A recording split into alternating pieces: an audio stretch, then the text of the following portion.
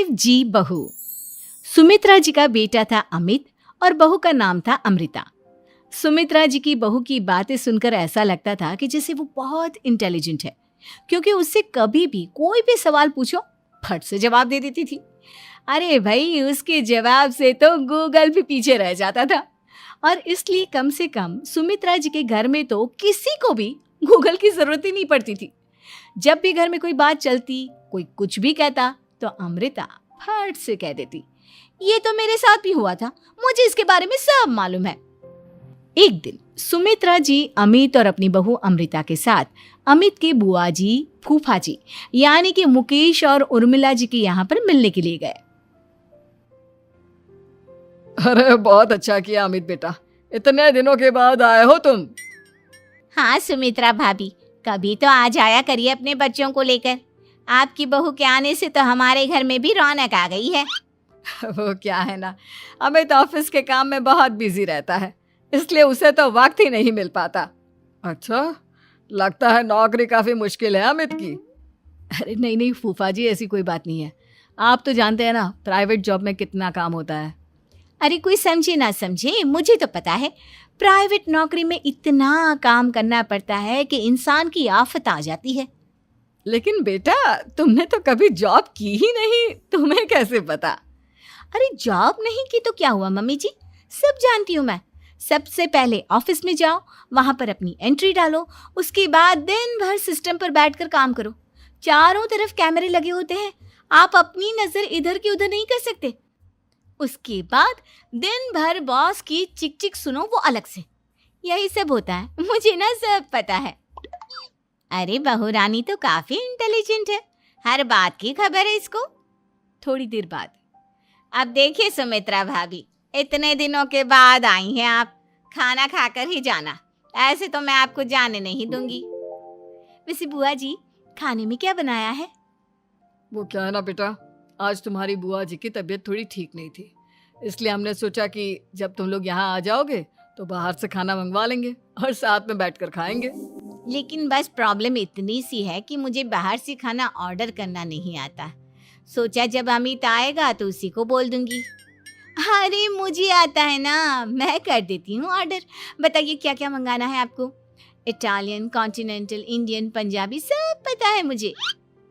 क्या बात है बहू, क्या घर में भी खाना रोज बाहर से ऑर्डर करती हो? अरे नहीं बुआ जी, ऐसी कोई बात नहीं है, बस मुझे ना सब पता है। कोई बात नहीं अमृता, मैं अपने फोन से ऑर्डर कर देता हूँ। अरे क्या बात है, आजकल ऑनलाइन डिलीवरी पर कोई ऑफर नहीं चल रहा है, वरना काफी पैसे बच जाते हैं। कैसी बात करते हैं अमित, मैं कह रही हूँ ना मुझे सब पता है। मुझे एक बहुत अच्छा ऑनलाइन डिलीवरी वाला मालूम है, जहाँ पर 50% ऑफ मिल जाएगा। और आज तो वैसे भी फ्राइडे है ना, फ्राइडे को तो उस पर 50-70% ऑफर मिलता ही मिलता है। अरे क्या बात है, इसके बारे में तो मुझे पता ही नहीं था।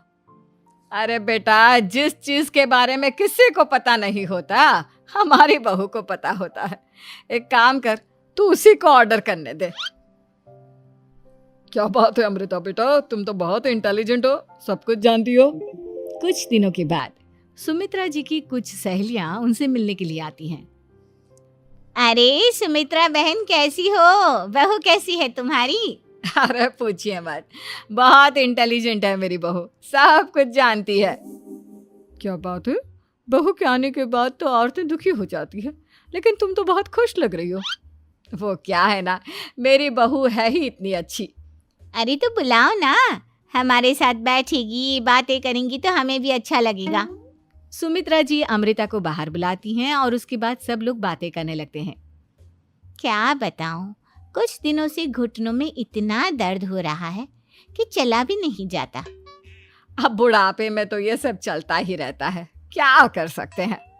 आंटी जी, आप योगा करिए, योगा और साथ में ना काले तिल खाया करिए, आपके घुटनों का दर्द भाग जाएगा। लेकिन तुमको ये सब कैसे पता बेटा? अरे मेरे भी घुटनों में दर्द होने लगा था, मैंने योगा किया और काले तिल के साथ गुड़ मिलाकर उनके लड्डू बनाकर खाए, एकदम ठीक हो गए हैं मेरे पैर। अमृता, ये तुम क्या कह रही हो?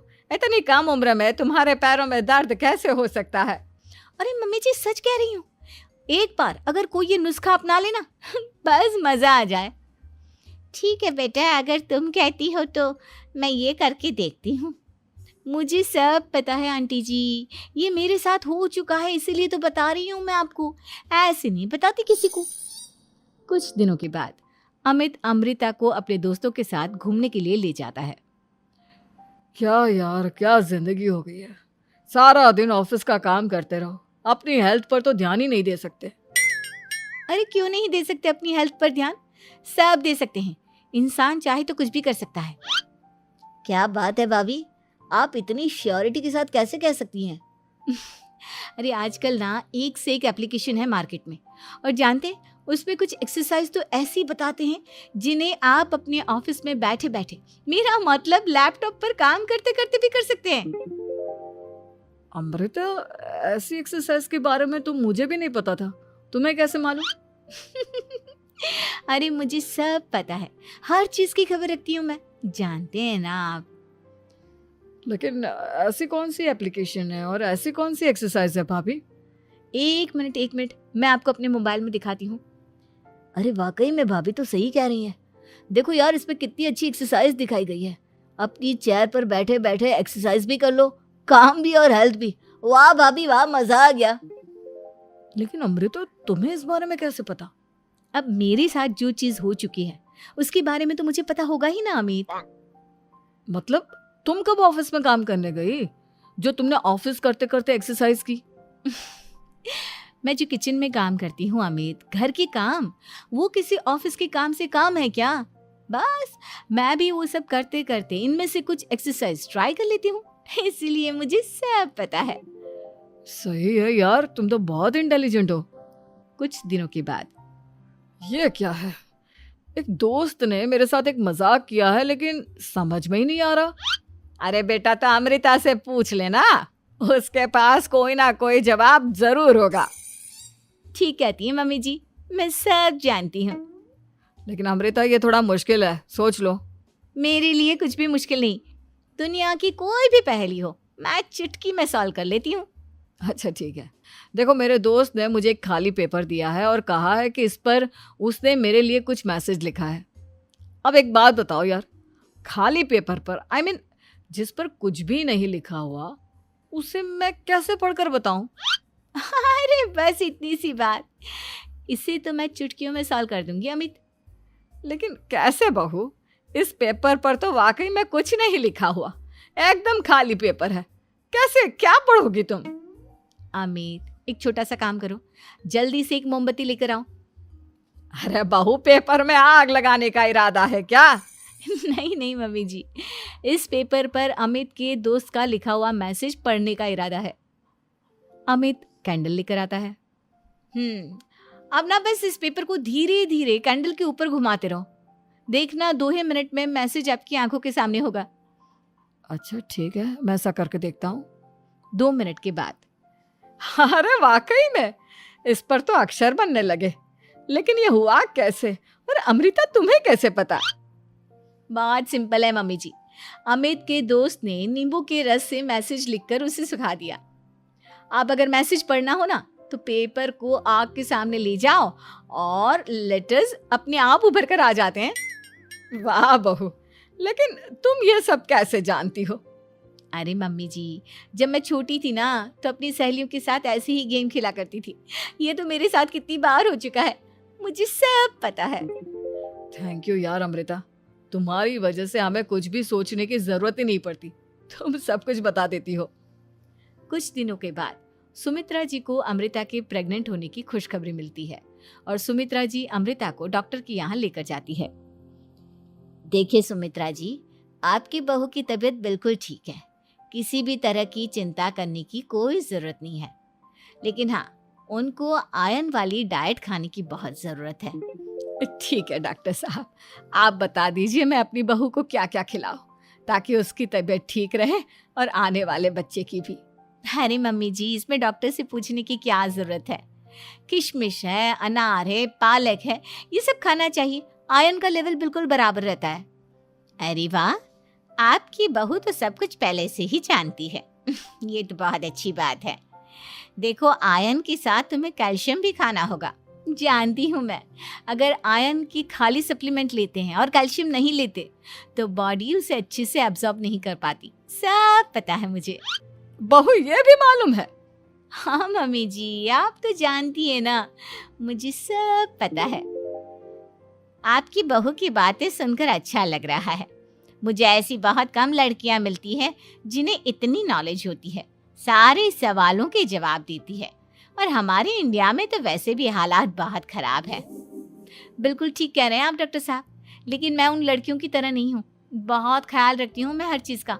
और जानती हैं आप, हमारे घर में तो किसी को किसी चीज़ के बारे में गूगल करने की ज़रूरत ही नहीं पड़ती। बिल्कुल ठीक कह रही है अमृता। अरे कुछ भी पूछ लो, इसे सब पता होता है। अरे वाह, तुम तो बड़ी कमाल की लड़की हो। चलो, ये तो बहुत अच्छी बात है, लेकिन फिर भी डॉक्टर की सलाह पर पूरा ध्यान देना चाहिए। वैसे क्या चाहिए तुम्हें, बेटा या बेटी? अरे डॉक्टर साहब, कुछ भी हो जाए, बस बच्चा अच्छे से हो जाना चाहिए। मुझे तो दोनों में से किसी से कोई भी परेशानी नहीं।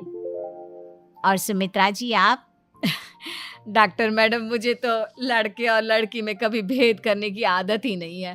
पोता आए या पोती, मेरे लिए तो दोनों एक बराबर है। सुनकर अच्छा लगा।